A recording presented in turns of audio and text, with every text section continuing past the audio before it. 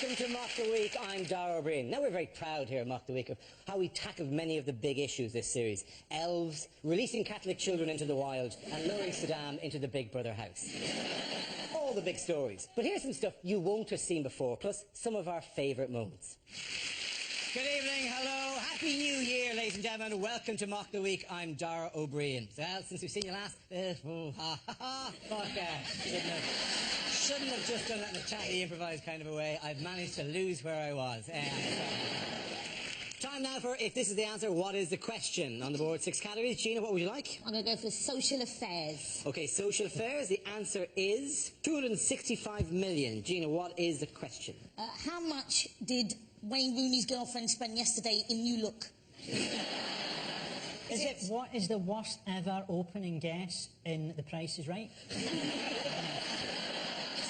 2 rabbits went down a hole a week ago. How many rabbits are in that hole now?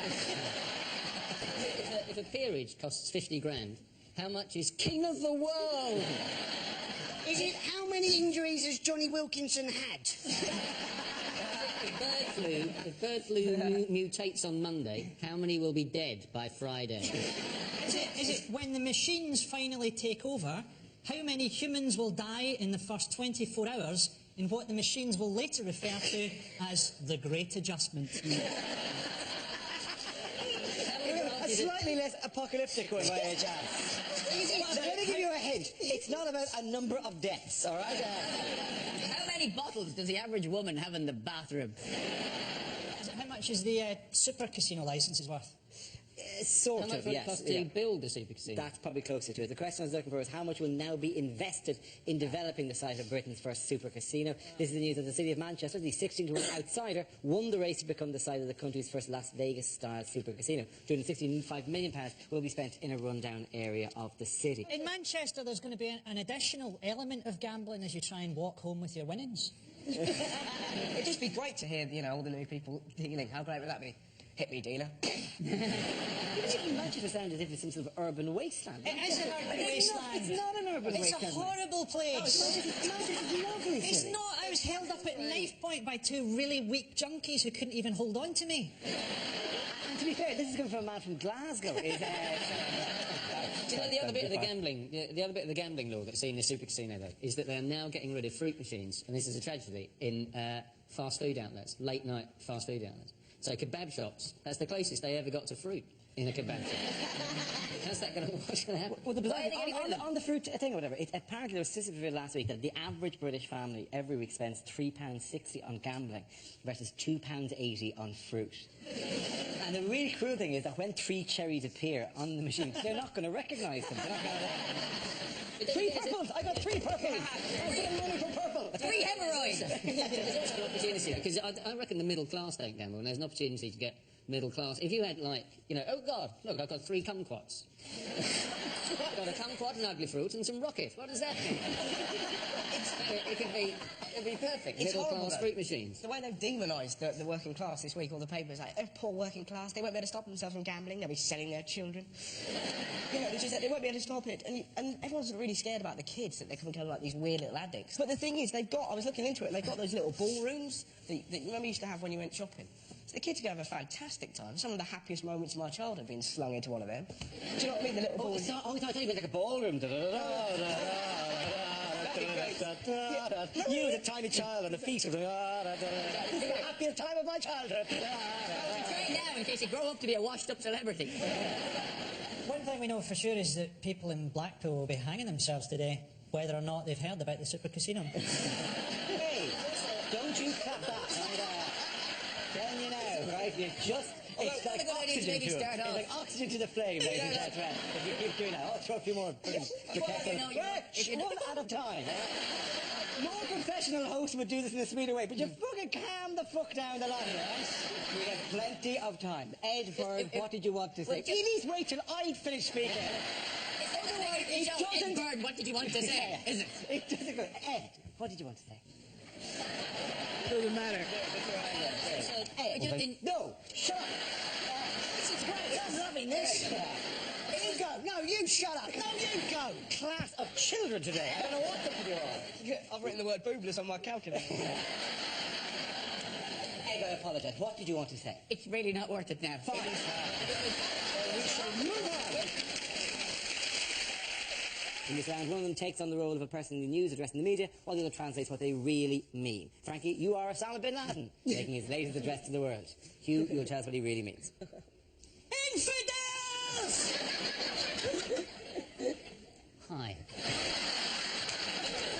Try as hard as you like. I am somewhere that you will never find me. I died 5 years ago. Terror is the only way for Al-Qaeda to spread our message. We tried T-shirts, but the overheads were monstrous. There seems to be no end to the indignities that the West piles upon us. Hardly enough of the lead in Chicago. I need you to listen to our message now. Although, if you download the podcast, you'll get a special bonus interview with Vernon Kerr. Here in the Tora Bora Mountains, we have managed to adapt and enjoy life. Every evening we play Stars in Their Eyes. Last night I was Cat Stevens. I rocked. I'm looking forward to this year's Oscars. I had the original idea for United 93. Frankie and you, ladies and gentlemen. What are politicians clamouring to condemn this week? Oh, it's Saddam's death. It is the hanging of Saddam, yes. They couldn't have made it more undignified. They couldn't have made it more undignified if they'd hung him from a swing ball. You, Saddam, oh, yes! But there was some good news, wasn't there? Because the actual charges against him for his second court case, they've been dropped. They've been dropped, yeah. So that was good of them. Yeah. They were thinking of charging him for those as well. Double death, maybe, but no. At worst, a mixed week for Saddam Hussein. 2007's not gone well for him so far. How many of you actually watch this on YouTube? I just genuinely. Oh, yeah. Was it amazing? It was horrendous. It was disgusting. I only gave it 2 stars. Yeah. It's true. It was actually John Prescott was the person who came out and was the person to condemn it. And that's pretty bad if the only sort of moral conscience in your nation is a man who has done things to his body that has turned his internal organs into patty. A man who couldn't wear a tie and a belt on the same day or he'd turn into sausages. He's a moral heart of our country. What's really interesting about it, everyone was really upset about Blair going on holiday with the PGs, but this week there's actually a law going through that gives the major oil companies in the world 75% of the profits in Iraq for the next 30 years. And you kind of go, well, that's the thing to get angry about. That's sort of proof that the war was illegal, isn't it? Yes, it is. It's not definitely sort of, in another way, it's also the proof that the war was kind of worth it. At least we got something out of it. Thousands of soldiers, just to murder some beardy guy? No. Oil, that's worth a lot of money, I've heard. Let's see him say that in front of a load of Guardian readers. Throw organic beans at him. I'm too weak. I reckon it would have been good just to put him in the Big Brother house. Imagine that. I don't know if you've seen it, it's been rubbish this series. I've got day 3, Jermaine and Saddam and me walking towards the dining room. Somebody who would have come in through a trapdoor in the ceiling. It wouldn't have been worth it just for the surprise on his face. Yeah. Hang on. Wait a minute. What's Jay's mother doing here?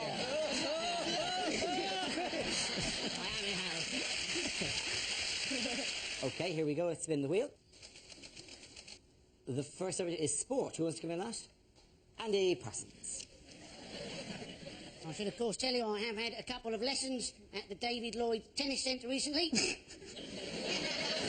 I'm now Britain's number 6.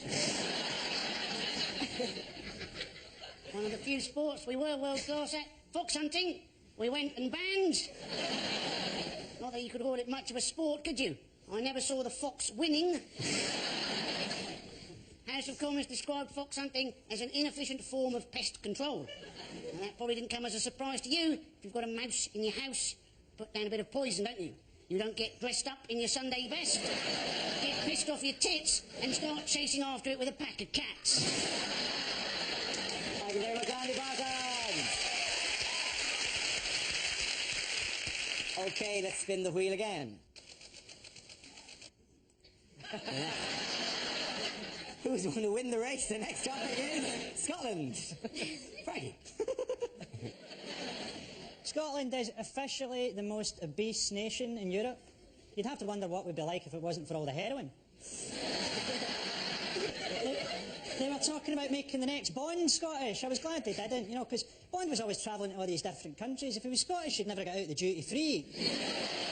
Come on, Bond, we've only got 18 hours to save the world. It's all very well, Q. Have you seen the price of these little bottles of Stella? Always drinking, Bond, never actually gets drunk. It would have been good to see it just once. Try to phone Q in his ring. I fucking love you, man! Thank you, man.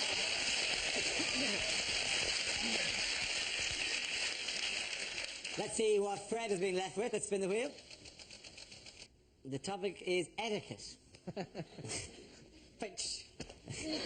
think there's been a deterioration in etiquette, there's been a deterioration in manners, and there's been a deterioration in language. And as a Scot, you know, we're often accused of using the F word too much. And, you know, that could be true. I think, though, it suits the pattern of our voice. It suits the rhythm of our speech. It actually fits in quite nicely. But I think I have found the epitome of the overuse of the F word. It happened at a St Johnstone versus Partick Thistle football match, and the detail is vital in padding out the routine. It was in McDermott Stadium, a stadium that can hold 10,000 people, they've been told. And 5 minutes into the second half, something happened on the pitch that the man 5 rows in front of me was not at all happy about, and he stood up and he pointed at the pitch and he shouted, "Fucking! Boo!" There you are. Because, you know, sometimes boo just isn't enough.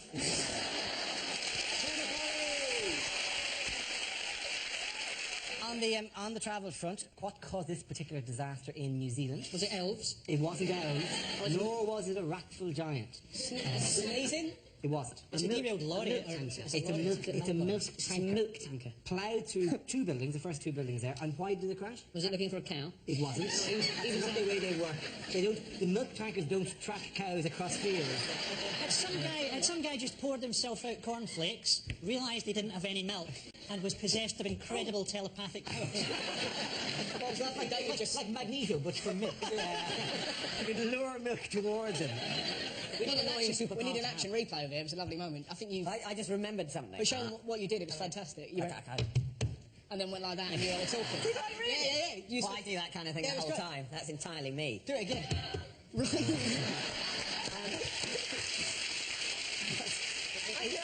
It's quite cool, but this better be good. My self-image is not the sort of person who does that. And I'm very glad. I'm glad that I'm doing it in an involuntary way rather than affecting to do it. Yes. At the end of it, just go Shazam. You don't think that's taking it too far? I think you can do it next time. Here we go. No, I'd remembered why he crashed. Why did he crash? Because Why did they crash the truck? Start again. the guy, the milk guy, choked on a lolly. He did choke on a lolly. And the people inside the house choked on a lorry. What I love about this photo is, like, 30 seconds before that happened, there were 3 houses and a bloke in a caravan who was feeling a bit shit because everybody else had a house. Now the bloke in the caravan's going, yes! We got a caravan and a lifetime supply of milk.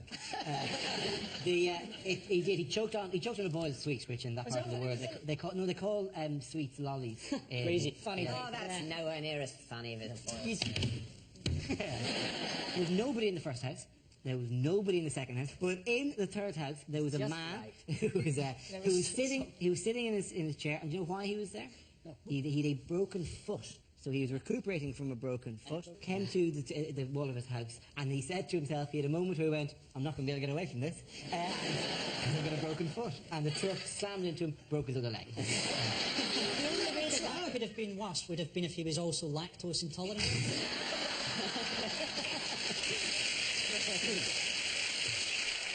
We now play a round called Royal Commentary. We'll play in a recent piece of footage featuring the royal family and ask you to provide a commentary. This week, the Queen visits a bus depot.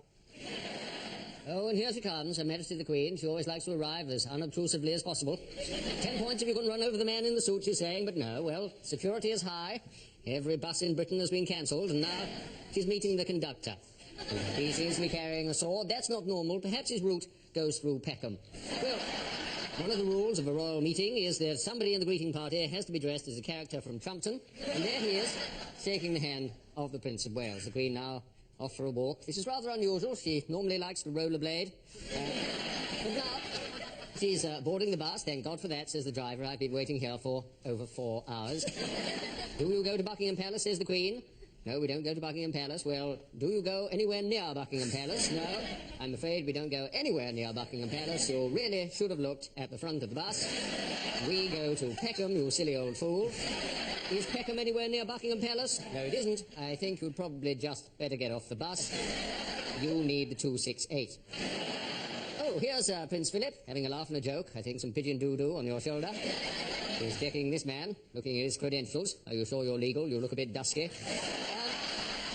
And now the presentation of the bouquet. Yes, of course, this is traditional. A small child presents with a bouquet. The child, in this instance, not very happy about that. Now, he was absolutely assured that he would be meeting Madonna, and she would whisk him away to a life of pleasure and luxury. How disappointing to be left with Saxe Coburg. Now, they're off back to the palace for an afternoon of corgi baiting. Oh, interesting. Down there, bottom right-hand corner, Greater London Atlas. Little known fact, the Queen is currently doing the knowledge. Well done, you. Actually, the greatest problem that doctors at GPs face, apparently, is that people go to the doctor with one problem and then do a, while I'm here. Yeah. 3 months ago, my leg did a kind of a thing, and you know, come on, I'm not giving you an MOT, for Christ's sake. Come here with it. My mum did that to me when I was 15. It was horrible. I had really bad acne. I went to the doctors with my mum. It's cleared up beautifully, by the way. Thank you very much, babe. Thanks, lovely. Oh. How's that? On your hand, soft. Are you going to get one? Could we please get to You're this? going to get one for Clearasil in a minute, is it? No, but I was sort of sat there. I'm quite embarrassed. And she said, oh, yeah, about acne. And then my mum went, while we're here, one of his nipples is bigger than the other. And he sat there going, and she go, take your top off. So I just stood there kind of going, oh, it is big. Now, is it markedly, is it markedly bigger than the other? Well, it's fine now. Are you sure? Is it not? Show. It should be noted, by the way. Sorry, if you That one, see? Slightly bigger than that one. The slightly bigger. On a two different planets. Everything but everything I've heard about the West Country is true. Yeah. It was properly horrible, and there was other stuff I'm not going to mention on TV, but she listed off a whole CV of my problems, because I had really bad spots, so I went for a weird stage of, like, doing some of my hair when I went to bed like that. I just put pants on my head, because I thought keeping the hair away from my greasy head would protect me. And she told the doctor that as well. So, like, And now you've told the whole country! somewhere in the West Coast. There's a 15-year-old kid now, just... No, there's a 15-year-old kid going, but look at how beautiful the skin is now. I'm going to carry on with this particular. I got hair only on one side of my chest. Hey, my brother. For about 2 years. When I was 14, I got hair here and none here at all. Do you know what that means? Do you know what that means? It means... You're a freak. In this round, one of them takes on the role of a person in the news addressed in the media, while the other translates what they really mean. Frankie, you are former UN Secretary General Kofi Annan, making his farewell New Year speech as he hands over to his successor. You will tell us what he really means. Can I do it again? Can I do it again? Without burping midway through the... Do you reckon the Queen of England has pulled her bed covers up so that just her head is showing and just gone, Philip, look at me, I'm a stamp. So, Bath time arse disaster? Yes. again, another video. I have to say, the answer I was looking for was bang bash. I got that paper. Yeah, it was good actually. They just went in a different angle with the whole thing. Yeah. The one I really wouldn't have is Botox. I can't see the point of that. And it also scares me, because if you get paralysed, your face gets paralysed, and if it gets paralysed at the wrong moment, if you go, so I'm not meant to smile. If, for example, the wind should What you did. change, all the statistics of this week were that all types of cosmetic surgery went up except for one. It actually is difficult to do the show with your face to look at that.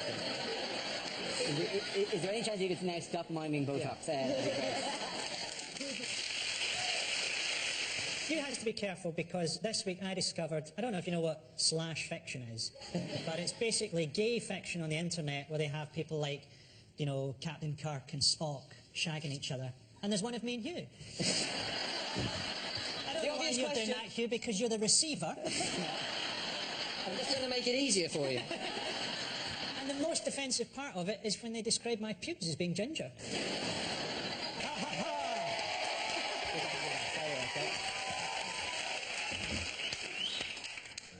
Look at that. Just sorted it out. You just pulled the fucking cable out. I could have done that. He's with a flu buddy that you got to pair up with somebody and they'll deliver the injection to you if needs be. Exactly, but if it was my mates, they'd just pop a bit of Viagra in or something like that. Yeah, you're going to die, have some donuts, have some fun. Fling it on yourself, see how many you can get. Donuts? With See how many you can Viagra? get. What the hell are you doing? You're over there, I'm nearly dying, and I'm flinging them gently on. Ring donuts, not jam donuts. Yeah, I'm not But where's he putting them? Please, you do like that. Why? It's how I'm nearly dead, Frankie. Can I not have some fun? Find that woman, leave the pastries alone. I'm going to have to walk past the Greggs now. How horrific would that be? People, there he is, animal. I'll just have to wander in. Gingerbread man, please. Just turn him around. Could be worse.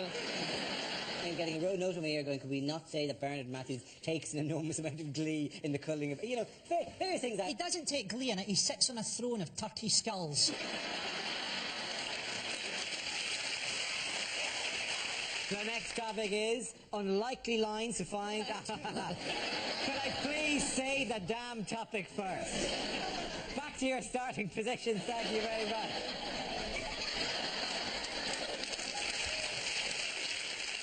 Only on the last part of the final word. Unlikely lines to find in the Bible. And Paul was on his road to Damascus when he got hit by a helicopter gunship.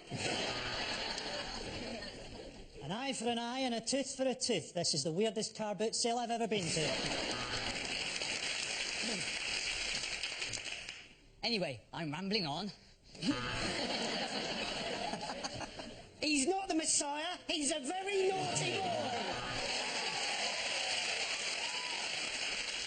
And God said, "Let there be light." Sponsored by Power Jam.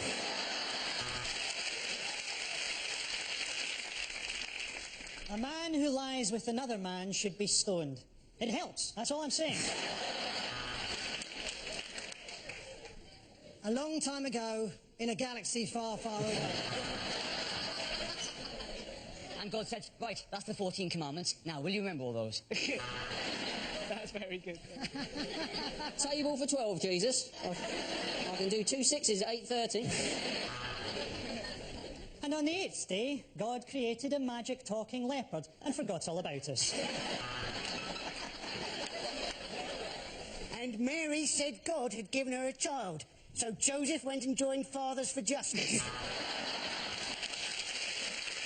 It rained for 40 days and 40 nights, although Thames Water still had a hosepipe ban.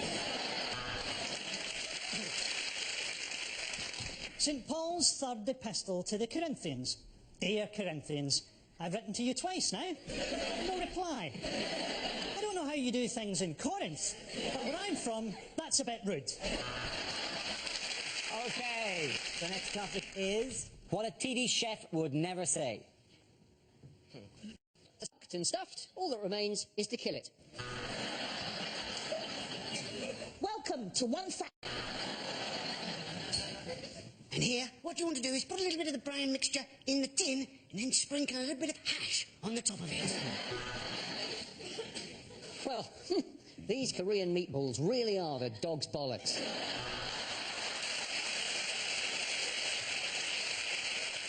If you're wondering how to get the perfect skin on your parsnips, then you're mental. Hello, I'm Delia Smith, and today we're going to cook a panda. Am I invisible in this fucking jacket? I think you...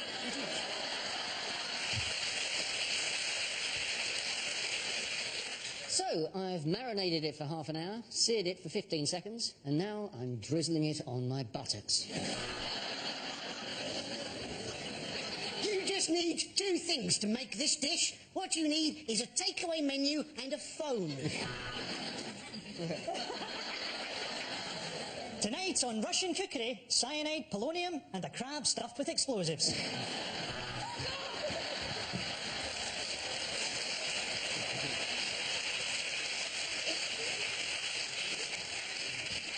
Not going to be worth it now, is it? Stop.